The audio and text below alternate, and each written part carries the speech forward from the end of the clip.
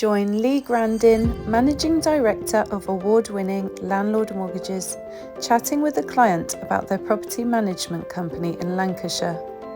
Yeah. So Lee, you run a business up in Lancashire. Yeah. Tell me a little bit about that. So we're a management company. We're based in serviced offices. We're not on the high street. We're developing a lot of software behind the scenes. We tend to work with large landlords, portfolio landlords, people who are getting into the sector, new people who are, buying property and building portfolios as an alternative to pensions or banks they don't trust or other asset classes they don't want to be in anymore. So tell me a bit how you got into property. So I was, I became a trainee joiner. I wanted my own fish and chip shop. And I thought being a joiner would save a lot of money doing it myself. Then served my time as an apprentice. I then decided to go and work for myself in my early 20s, about 21 I think. And I started doing work with estate agents. Started going around knocking on the doors. So I used to have the old zapper. Oh yeah. Do you remember the zapper? Yeah. And they'd buzz me saying, can you board a house up? It was a pager, wasn't it, back then? Yeah, I've still got it. Yeah. Oh, wow. Yeah, it's going in my new man cave. There you go. So yeah, I'm going to put that in my new man cave. So you get the buzz and it go beep beep and tell us where to board the house up. And I got talking to the estate agents in the shops and one of them said to me, why don't you buy a house, Lee? Oh wow. So roughly when was this? In the... 93. 93. Yeah. So I bought a house. With no intentions of renting it. All I wanted to do was live in it. So I did it up, renovated it, and then didn't want to move from my mum because she did all my ironing, washing, she did everything. Easy life with mum. Yeah, made me dinner, made me tea. I thought, why do I want to live by myself? So I went to the local spy. I don't know, I don't know what for. And this lady said to me, you bought the house next door, can my daughter rent it off you? Oh, wow. And she said, how much is it? I said, how much do you want to give me? She said, £50 a week. I went, yeah, give her the key. And I'll see you, I get paid Thursday, see you Thursday. That's how it all started, really. And then the second one, a bricklayer friend of mine was going to get a Peugeot 205 GTE he was going to Barclays Bank for a loan, car loan. And in the olden days, you go to your bank manager, you bring your pay slips in, and you sign it. And he got an £8,000 loan. And I said, can I have a loan? And I wanted an XR2i. And I'm going to buy myself an XR2i. And as I signed for the £8,000 loan, about to go to the car garage, I got a beep, beep, beep. From that old-fashioned pager. From me, I think it was called not a Zoom. It was I'll remember it in a minute. And so the pager goes beep beep beep. Can you board a house up? So I went to board a house up for Black Horse, I think they were called, from them days. I think Emerald Green. I think they are now. I'm not sure. And the house was there, and I rung up. I said I boarded it up on the payphone. And I said, how much is it? And she said, offers over £5,000. So I ended up buying, it was an alternative, do I buy the XR2i or do I buy this terraced house? And I bought the terraced house for £6,850. And I've still got it. Wow, still got it today, brilliant. March 94 I think. I've got the deeds in the office in a frame with my first 3 or 4. So yeah. So you had the option of buying a car to enjoy your years in teenage years, was it then? Yeah. Or 20s, yeah. Invest it in a property. Yeah. And are you glad you made that decision today? Yes, I am, yeah. But then, all my mates were driving around in these 80s classics, 90s classics, putting £2.50 in because they couldn't afford the insurance, yeah. Third party insurance, couldn't fill it up, and... But you had a house? And then we bought another, and then got on to another and another. So yeah. So at what point did you think about buying property for other people, like investors? That's a good question. So what happened was, I got a phone call from the Yellow Pages, and a landlord saying, hey, do you do building work? I bought a property, and would you do it up for me? So I said, yeah. And then I said, what are you going to do with it? He said, I don't know, I don't have anybody to manage it. So I'd recommend an estate agent who used to give me some work.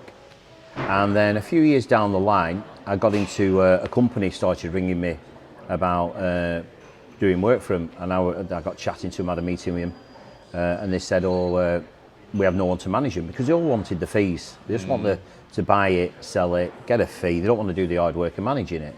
And it is hard work, his management. And then I thought, hold on, I'll set up an estate agency. So I did. And so that was very successful. I moved away from it, sort of semi-retired a little bit. And then around about 2019, a couple of good friends of mine were ringing saying, Lee, you know, the management company's not right good. Would you do it for us? I said, well, I don't really do that anymore. So I decided to start a management company in January 2020. Pretty good timing. And yeah, you know, it's been quite tough, but we're doing very well now. So what areas do you cover? So we do mainly East Lancashire. Lancashire. And what towns would that include? Blackburn, Burnley, Darwen, Rishton, all your old mill towns. We do like parts of Manchester, top side of Newcastle, Bournemouth, Poole. Got a couple of customers down there, and so we do it all remotely. It's been very successful, that side of things. And where would you source these properties? Are they through estate agencies or never through estate agencies? No, I have good relationships with the estate agencies. Yeah. But they're openly marketed to everybody. So I get a lot of calls off people, various reasons. Could be for divorce. I've just bought one on Friday. Nice couple. They were divorcing, unfortunately, on good terms, and tenanted. Wasn't regular. I didn't manage it. All the paperwork were all over the show. Needed all tidying up. You know, things weren't put in place because we're fully regulated. You've got to be, you know, everything's got to be spot on. And I cleaned up the process, helped him with that, and purchased it on Friday. So, as you know, we've got a lot of landlords, and there are some landlords from down south, and they're looking at maybe liquidising some of their properties and reinvesting to the northern towns. So can you explain to me a little bit about, you know, what is the attraction? Because I know you said you've got some clients already from the south that have invested through you in properties in the north. Well, a good friend of mine, Jonathan, based in London, he once sent me an article from the Times, and it said, a big article in the Times, the buy-to-let train's heading north. I'm seeing it now. I think it's the low entry point. It's a low entry point, low risk. Your money goes further, better yields. People think there's no growth in these markets, but there is. There is. And I call it my tray of eggs scenario. So let's have a big £900,000 house in, I don't know, Zone 3 in London, I don't know. Say it's a big goose egg. I prefer to have a tray of 24 eggs. If you crack, if you break, I've still got 18 more. So you spread the risk, a bit like shares, really. 100% just like shares. And, you know, you can be speculative, like I bought Tesla shares in May 2020, thinking they weren't going to go higher than this, and I sold them all. How wrong I was. But then I held other shares which were dividend paying, and I get nice dividends. It is what it is. Your risk factor, you know. I don't do risk. We don't do risk. You know, if we don't do overpaying either. We have to buy low, because if some of these so-called experts are right about property prices dropping 20-30%, which they're not, I don't believe they are. They've said this in the 70s, in the inflation 70s. They said this in the 80s. They said it in the 90s. It's not going to happen. Yeah, I mean, I suppose it's less likely to happen in the north as opposed to some areas in the south, like central London. Hence You've seen it now. Yeah. Hence why a lot of our landlords are looking to move out of London and invest in the north. Yeah. So to give me an idea, I have like a client that has liquidised a number of properties in central London, and he's looking at buying up north. Yeah. he's particularly interested in buying small portfolios from Yep. maybe landlords that want to get out, not too worried about making the maximum, can take a drop in on the property price. The properties that you tend to find, are they quite a lot under market value? What is your what is the type of property and how they are valued? Yeah, so you with the market values, I'm not interested in the yield. And if anybody quotes me something like, well, what yield do you need? Not for me. I'm buying bricks and mortar. I'm not buying tenants. You buy the bricks and mortar based on local knowledge. That's where that's why we're in this more concentrated area. Hence why you have the knowledge and you also have the contacts in your area. Well, I always used to say it when a lot of my friends were buying all these places abroad in Portugal and Spain and everywhere else. If you can't drive past it, don't invest in it. That's what I used to say. I want to be able to drive past my investments and see them. It's local knowledge. You can go from one street and then 2 streets down. There's a big variation. So we always buy off market. Like I say, it could be a landlord who's just had enough. I bought one off a friend of mine. He'd had it for 20 odd years. He'd made his money. He said, I just want to sell it. He was 82. That was it. He was done. It served its purpose. Sold his haulage business. Wanted rental income for 20 odd years. Did it. There you go. Another friend of mine, Phil, sold, he won't mind me telling you, he sold a big IT company. He was going to buy some big 300 granders in the Ribble Valley. I said, stay away from them. And they're the most difficult tenants, Dave. They want to know when their conservatory roof's being washed. Okay. You know, you don't get this sort of grief at lower level properties. There's more of an honesty about your tenant. They're not like old paper solicitors and sending you emails at 10 o'clock on Sunday night. So Phil bought low level terracing in and around East Lancashire. Been very successful with it, and he won't mind me telling you, pays the school fees. So that's what we do. And when you make people money, and they're making money on the day, and not really concentrating on that yield on day one, we can look at the yield afterwards. So you come to me and I've got a house and tenant's paying a low rent. I would ask you nicely, please don't put the rent on them. You're making money on the deal. You're making a good profit on the day. Leave the tenant as it is. Why upset it? Just for the sake of an extra 50, 70, 500 pounds a month. And then we'll look at it in the future. You're buying the asset now and you're getting some income as well. It's more difficult now with the rates being where they are. But, my first mortgage was 13.9%. So, it's not that bad. Which is a lot higher than it is today. Yeah, yeah. And, where will the market go? Nobody knows. But I'm seeing the higher end stuff cracking a little bit. Regionally, like you just said. This neck of the woods, definitely. It's solid where we are. It's quite solid. I expect it to drop more, but then there is a lag. I do think there is a lag. I think we've got to be maybe 6 to 12 months lag. Where I think it's definitely going to be tough for the next 6 to 12 months, especially as rents are going to catch up. Interest rates have still got to go higher. Yeah, landlords are in a predicament. You put your rent up, then your tenant defaults. You've got to find that. It's a balancing act. It's a balancing act, yeah. So when you source properties, generally are they ones that will need works? Do you then carry out the works for your clients? Yeah, we did. We used to buy derelicts off local authorities, renovate them, do a really good spec. So we'd always use the same tiles, same kitchen. We'd buy extra tiles, put them under the kitchen units. We'd never have gas fires. We had a set thing. Everything was safety glass, tilt and turn windows in there. So we did it to a really, really nice, clean spec, nothing too fancy. So if we had a client that wanted to do that, that's something you can do as well for them? So we have a maintenance team. Oh, fine. Yeah, which are all employed, they're not subcontractors. My advice to any landlord at the moment, don't do big refurb projects. Okay. No. You want to be buying something that's already tenanted, which you're aware that it needs a little bit of stuff, bits and bats doing, and help a landlord who needs to get out of the market. A lot of landlords who are 1s and 2s and 3s are leaving the market because they just don't have that tray of eggs scenario. They just don't have enough cover. So just touching on that, do you think the trend will be there'll be larger portfolio landlords buying up smaller landlords? Yeah, I mean, I don't read much. I don't follow the norm. I don't follow what other people are saying in the media and all this.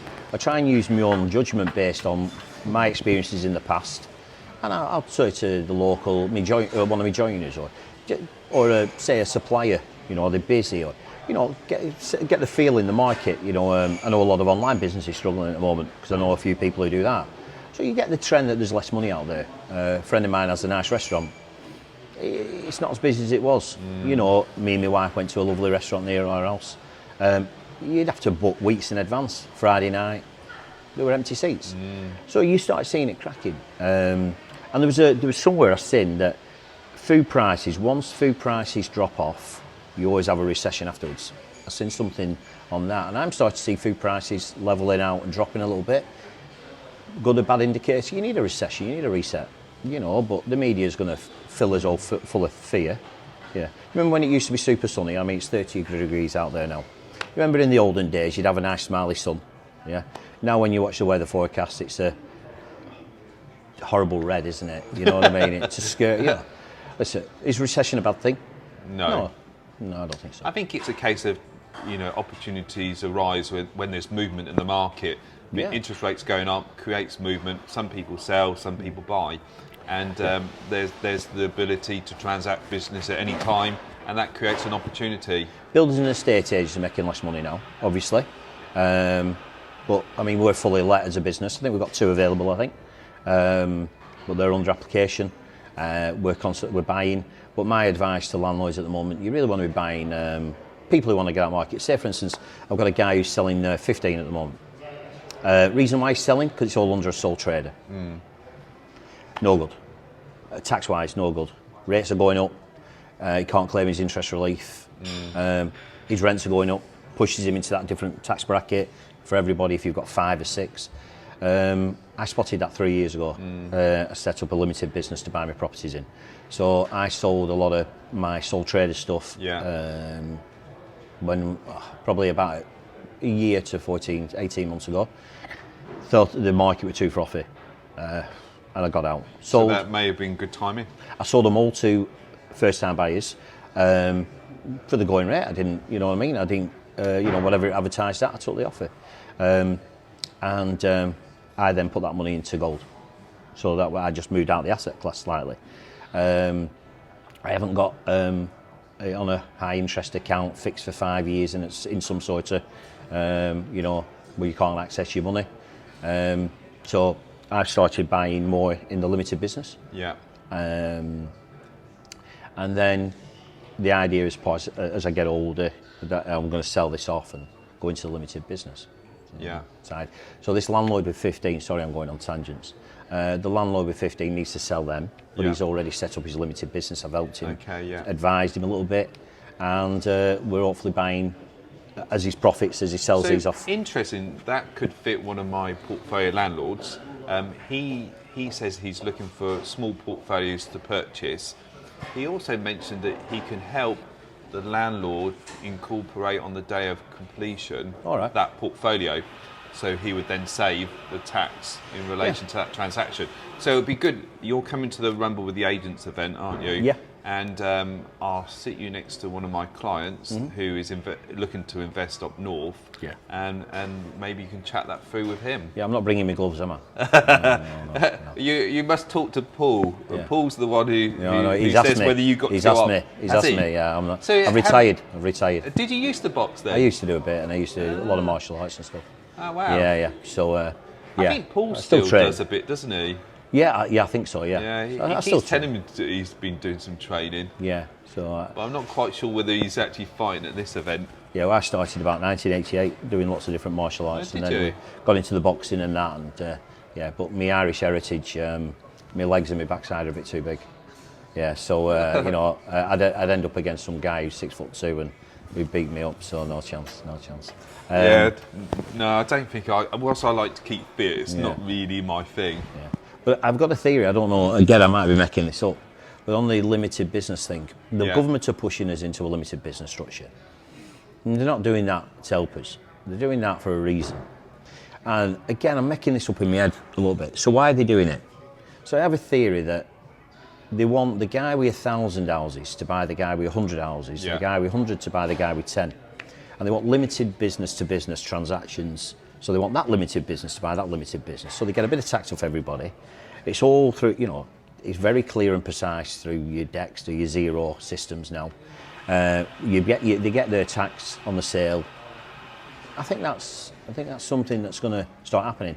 And then I read somewhere that Aviva, Legal & General, Lloyds want to be the biggest social landlord in the country by the end of the decade. I heard somewhere that Aviva have got some fund over £1 billion plus. I might have got that wrong. And they're going into the residential asset classes. And then Legal & General, I don't know if I've got it mixed up. One of them are building a big development in Leeds somewhere, a big site. We've seen quite a lot of developments happening, especially through Legal & General. Yeah, so why are they doing it? Why are they doing it? A new asset class, maybe? I think it's definitely growing. Yeah. And we have seen some landlords feel a bit threatened by the big providers coming into the market. But as long as you can get finance, then it's always an opportunity. Does the government want people with 1 or 2 houses? No. The government don't want landlords with 1 and 2. Landlords don't want landlords with 50 or 60 as a sole trader. They're pushing us out. They want us all under a limited business structure, so we're guided by them. And I think ultimately, I think they just want big social landlords. Maybe not when we're here. So I mean, if I was new in the market, I'd be, and I was a husband and wife in my 50s or in my 40s, I'd be refinancing my house. Maybe not now with the rates like they were, but if you'd have done it, say, a year ago, you got like 2.5% on some additional money, and then you'd have been set up a limited business. Then you do your conventional way, of doing 20-25% deposits, and grow yourself a nice little portfolio within a limited business. And then you might sit on £600,000-700,000 worth of buy-to-let debt, let inflation eradicate the debt. I mean, 600,000-700,000 won't be 600,000-700,000 in 10-20 years' time, will it? I don't think it will. So yeah, I think the key is that there's opportunities in any market, and with your help, you can secure properties in the north. Lancashire is your area. Yeah, we do. Like I said, we've got a number of deals at the moment. We've got some flats, got a large plot of land. Just talking about some deals, Yeah. do you want to just run through a couple of deals to give a flavour of what you're looking at the moment? So obviously the traditional way was your small terrace property, 2-3 bedroom, based on yield. That's how everybody usually does it. So what I try and do is, I used to buy them derelict, renovate them, then sell them to a London investor at a discounted price, or an investor down south. They make money on the day. They've got income producing on day one. They don't have to worry about any maintenance, no issues. I'll be honest with you, if there was a small maintenance issue, they wouldn't know about it because I'd just do it. I wouldn't even bother them. They enjoy the yield. They enjoy the income. They've also enjoyed the growth, because if you did that in 2017, 18, 19, 20, you've done well. You've done very, very well. And that was really, really profitable, did well, fed the agency well, because obviously we want to manage them afterwards. We don't want to just do a runner. I don't charge a fee for that. An opposite concept were these property sources, and God bless them, whatever everyone has to make money. A property source gets charged a fee, and then bands it onto a management company. We're the opposite, I'm very transparent that what we do. So you're very much like ourselves, in you're there to provide a relationship to a landlord over the long term as he maybe builds a portfolio, and even those that sell, like you've got now, you're helping them sell to another investor. Yeah. So one of my biggest landlords started with 2 or 3. He's got a lot more than that now. He's done well. But then I had another landlord, one of my first landlords. He just sold his last one, like we said earlier. It served a purpose, sold his all his business, enjoyed the income, enjoyed the growth, sold them off gradually. Before the government changed everything, the plan would be you'd buy a load of buy-to-lets, and then maybe down the line you'd use your capital gains allowance. You know, what was it, £12,000 each something? That's it, yeah. You'd make your 30,000 on your house, and you'd pay a tiny bit of tax, and you'd use your capital gains allowance, and you'd sell them off. You know, when you're 60, 61, 62, 63. And we've seen that, didn't we? There was an article, again, I read something this morning. I don't really read articles, but that something like 2/3 of landlords in the UK are over 55, something like private landlords, because they don't trust banks or pensions. I mean, you definitely see that as well, Dave. You see a lot of investors now, a lot of people I speak to don't trust the banks.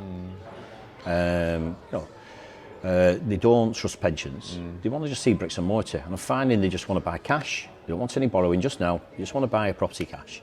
Once they bought it, then they'll decide. Refinance it, then use that again, like this. But the market's slightly changed in the way the mortgage companies are looking at properties now, where you'd buy a property for 80 grand, 80,000, you'd make it to 140. After doing a little bit of work on it, you'd say to the mortgage company, hey Dave, can you get me a mortgage with one of the good lenders, like Mortgage Works, or, you know, a really good quality lender like Lancashire, you know, somebody like that. And they'd go, oh yeah, it's worth 140, we'll give you 70%. Yeah. Not like that now. You paid 80, we're only going to give you 70% of 80. That's happening now. The standard variable rate's changing, isn't it? So now you have to have the cover of 145% standard variable rate. So it's all changing.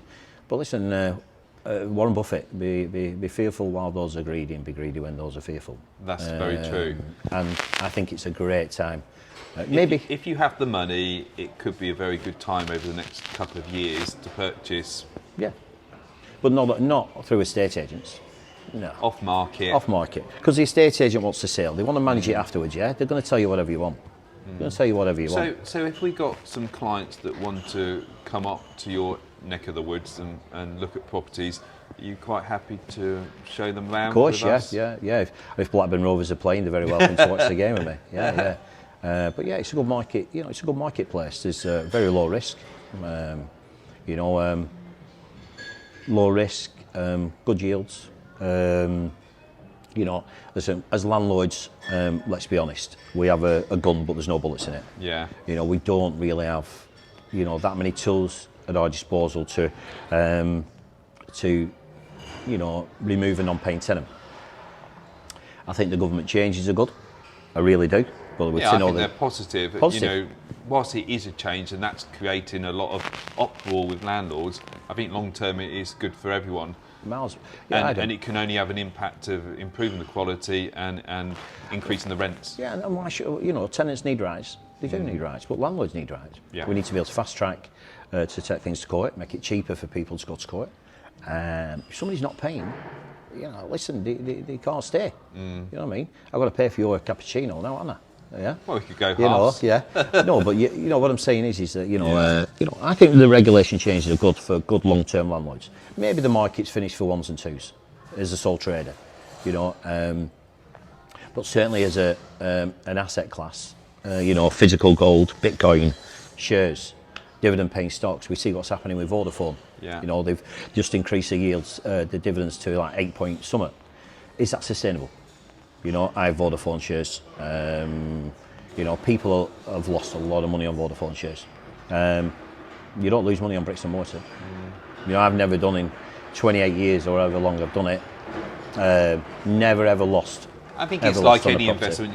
Short term, there's always possibility to lose money, but generally, if you look at the stats, property over the long term has fared very well. So definitely agree with that. Well, I mean, there was a I watched something where there was a little old lady, and she wasn't a little lady, she was a young girl, and she bought an apartment in Chelsea. And I remember the fear in the 70s, I don't remember it, sorry, I watched the thing, and everyone were like leaving the market to re-enter when it goes lower. Well, they never got back into the Chelsea apartment. She stayed there, and I've seen that a few times where people, one guy sold up in about 92, 93. Oh, we're going to have a major recession, they're going to be giving away houses. Oh yeah, the gloom and doom and everything else. He sold up, and where you were paying 26,000 for a typical terrace in, say, 92, 93, 94, Next thing you know, they're 39,000, they're 14. I've seen it, and every time, you know what I mean. Now we have had driving factors. I think, you know, I don't know if we said earlier, Margaret Thatcher gave me mum the ability to buy a council flat. I think Margaret Thatcher actually started the buy-to-let revolution in a lot of ways. Then we had, because it's home ownership that drove that forward, isn't it? yeah, I mean, Less social housing. yeah, and so Margaret Thatcher did that, and then we had, say, that sort of pushed the 80s up. Then the introducing of the buy-to-let product. I think Paragon might be one of the first. Yeah, Paragon was. What was that, about 85, 86, 87? Yeah. No, sorry, 94, 90s, yeah. 94, 95, 96, 97. So we had that boom. And then the only negative factor at the moment is wage growth in relation to the affordability of, you know, somebody's home. That'll be tricky, but that'll be tricky at the top end, not at the bottom end. Not at the bottom end. I mean, the bottom end is going to be, it's a new asset class, it's growing. We're going to see institutionalised buying into this asset class. They'll all want to be social landlords. Like I say, Lloyd's, I've seen somewhere, they want it to be the biggest landlord by the end of the day. Well, how are they going to do that? They're going to buy. They're going to buy up through acquisition, through limited business buying. And the guy who's got 2,000 houses in a limited business will need to grow his business by buying the guy who's got 200. That's it. And the guy who's got 200 off to buy the guy who's got 20. And I think that's going to happen. And that's where I think the market's going to go. Yes, we're going to have a little bit of a rocky slow period. Yeah, slow period, but only if you're buying from estate agents who are pricing them at last year's prices. Because the landlord says, well, that one sold next door. Yeah, so sellers have to be realistic. If you know sellers that are realistic, which you seem to do, then it could be good for landlords to have a chat with you. I mean, we're not granny grabbers. We're not trying to steal property off people.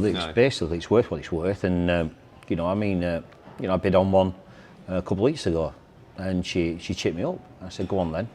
And she didn't sell to me. She put it on with an agent. It's still on with the agent now. Wow, just hasn't moved. Yeah, and I'm glad she did me a favour because I was right with the first price, and because she was a nice lady, I went, oh, go on then.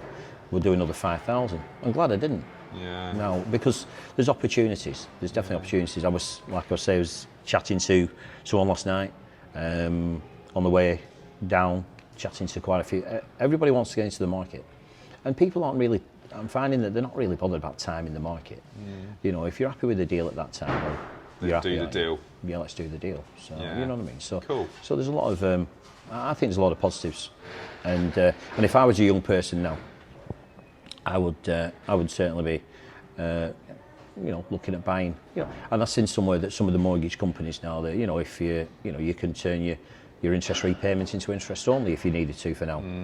I mean, a high inflationary decade will pay your debt off, won't it? Exactly. So it depends, doesn't it? Circumstances. We'll see how it all pans out over the next few years. Yeah, but I think it's definitely opportunities. But I do think the buy-to-let trains heading north already been up north, but I just see that it's just a less risky environment. So what we'll do is bring some landlords up to your neck of the woods, and hopefully we can do a bit of filming, see some properties, and see before, after, during. We're on with some projects at the moment, so you can have a look. Yeah, brilliant, so, excellent. Thank you. Thank you. Good. That's good. Make sure you give us a follow or subscribe to see more videos like this.